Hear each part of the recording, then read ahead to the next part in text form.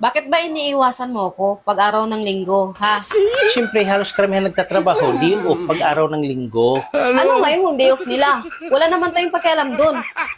Ayaw mo lang talaga sa akin. Yun ang sabihin mo. Alam mo, masyadong nakakaya sa mga kapitbahay. Ano bang nakakahiya?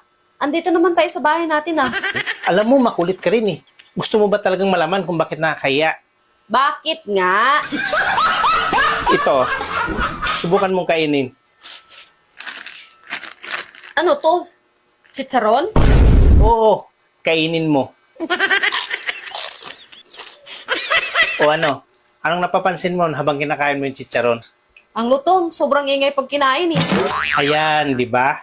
Nakakahiya sa kapitbahay natin. Kasi ganyan ka rin kapag kinain.